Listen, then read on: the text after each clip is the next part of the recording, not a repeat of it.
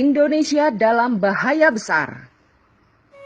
Sekitar akhir tahun 99 atau awal tahun 2000, diadakan rapat orang-orang Tionghoa di Universitas Atmajaya, kawasan Semanggi, Jakarta, yang diprakarsai oleh Mokhtar Riyadi dan anaknya James Riyadi.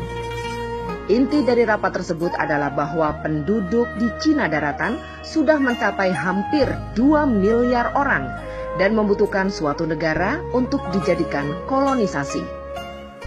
Strateginya adalah membuat kompleks perumahan sepanjang bibir pantai Laut Jawa. Fungsinya supaya mudah menyelundupkan barang, dan yang paling penting adalah menyelundupkan orang dari Cina daratan melalui laut langsung ke bawah kolong rumah-rumah mereka yang berada di bibir pantai. Rumah-rumah tersebut juga berguna sebagai basis pertahanan bila terjadi kerusuhan nanti. Mereka bisa langsung melarikan diri ke laut dengan speedboat yang standby di kolong rumahnya. Perhatikanlah dan lihatlah bentuk perumahan di Pluit, Pantai Indah Kapuk, Pantai Mutiara, Ancol. Merubah Undang-Undang Dasar 1945, terutama pasal tentang presiden harus pribumi asli, diganti. Cukup hanya dengan syarat bahwa yang penting presiden harus berkewarganegaraan Indonesia, tidak harus pribumi asli. Baru-baru ini, Jawa Pos merilis berita bahwa Indonesia harus waspada karena ada 200 juta tenaga kerja asing asal Tiongkok yang akan masuk ke negara kita. Ya, 200 juta orang. Jadi sebenarnya Jokowi itu siapa bagi orang Cina? Dengan merancang Jabodetabek menjadi megapolitan dengan bantuan 5 pengembang besar, Agung Sedayu, Agung Podomoro, Sumarekon, Lipo Group, dan Sinarmas, mereka membangun apartemen Rusunami dan Rusunawa. Kemudian apartemen Rusunami dan Rusunawa diisi oleh orang-orang Tionghoa, dan tinggallah orang pribumi jadi babu, satpam, OB, dan supir. Semua bukti menyatakan kebenaran pernyataan ini. Apalagi setelah Ahok merencanakan penggusuran 130 titik pemukiman pribumi di DKI Jakarta. Program ini juga dimuluskan oleh Jokowi dengan langkah-langkah nyata yang lebih besar. Memiskinkan rakyat Indonesia dengan berbagai cara, bekerja sama dengan pemerintah Cina dalam segala bidang, dan menggantikan peran Amerika di Indonesia selama ini, dan menjual atau menggadaikan aset-aset nasional Indonesia yang vital kepada pihak Cina. Jokowi secara sengaja membuat ekonomi dan politik Indonesia carut-marut untuk membuat pribumi semakin hancur berantakan, banyak pengangguran, dan jumlah orang miskin semakin besar.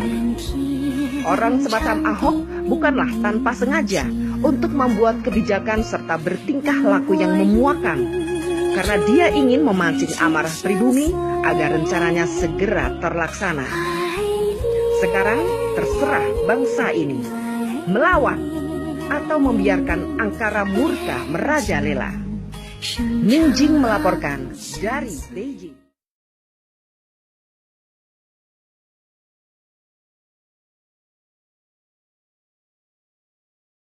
Saya katakan teori dominonya Pak Ali Murtopo. Sumatera bagian timur, Kalimantan bagian barat, Jawa bagian utara. Ini adalah lorong jalannya domino dari utara.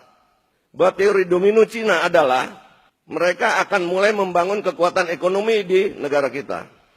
Kedua, memasukkan senjata secara ilegal. Ketiga, memasukkan orang. Sehingga logistik, amunisi mereka sudah siap. Orang datang di sana mau kirim 100 juta gampang aja. Kirim sejuta mati dia isi orang terus. Yang penting senjatanya udah ada, logistiknya semua ada di sini. Dan sekarang kenyataannya, kalau kita dari Medan sampai ke Lampung, di pesisir timur, itu semua adalah bangun-bangunan, perumahan, tempat tinggal, maaf, non-pri, mayoritas. Jawa bagian utara, mulai dari Merak, kita jalan, BSD, kita jalan lagi kemana-mana. Semua mereka sekarang diberikan izin untuk bikin pulau. Jualan apartemen tidak pernah kosong, selalu habis. Siapa yang isi? Dulu saya tanya kepada teman-teman yang itu, siapa yang beli kok bisa laku bener? Oh dari Bangka, dari Medan. Saya tanya penjabat-penjabat di Medan Bangka, tidak berkurang penduduknya. Ini dari mana orangnya? Pernah kita sensus tidak orang-orang ini? Jadi saya curiga bahwa di pemerintah kita pernah kemasukan mereka-mereka ini yang menyiapkan satu gerakan mengembalikan komunisme, karena kita ingat tahun 65 itu bukan komunis Rusia. Kita putus hubungan dengan RRC karena mulai dari situ hubungan Bapak Subandrio pada waktu itu. Jadi ada aparat-aparat kita yang pengambil kebijaksanaan di pemerintah, bahkan legislatif kita sudah kemasukan dan sudah mereka bisa memutuskan dan mengambil kebijaksanaan. Ini yang harus kita bersihkan. Dan sekarang lagi anehnya ada yang mengatakan penjabat kita, oh biarkan saja mereka pakai kaos itu yang lambang-lambang komunis atau PKI. Itu mode lagi ngetren sekarang. Ini harus dipertanyakan. Ngerti nggak soal keamanan negara gitu? Kita selalu bicara bahaya laten. Dan saya masih mengalami zaman komunis itu. Tahun 65 saya juga ikut membasmi mereka. Bahwa PKI ini memang OTB, organisasi tanpa bentuk selalu. Dan mungkin di dalam anggota saya ada, di dalam FPI yang mungkin ada, yang pakai baju-baju kiai sekarang yang mengadu domba dan segala macam jadi dukun juga banyak. Apabila pemerintah melalui aparatnya tidak bisa menegakkan hukum di negara ini, maka kita bersama-sama akan menegakkan hukum kepada mereka-mereka yang Pancasilais. Terima kasih.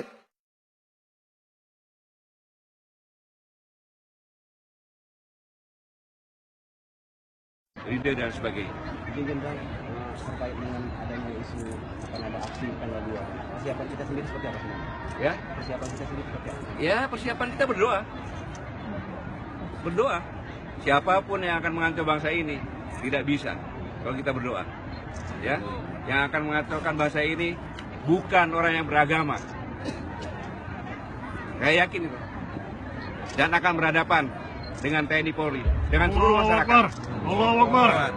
Tidak ada satupun pengkhianat-pengkhianat bangsa yang bisa hidup di negara ini. Nggak ada. Mau nantang silakan. DITI, Kahar Musakar, komunis semuanya nggak bisa.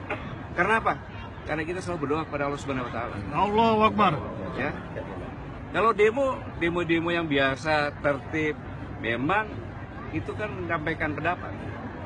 Tapi kalau sudah berusak, kalau sudah makar, berhadapan dengan saya dan prajurit saya, dan Polri.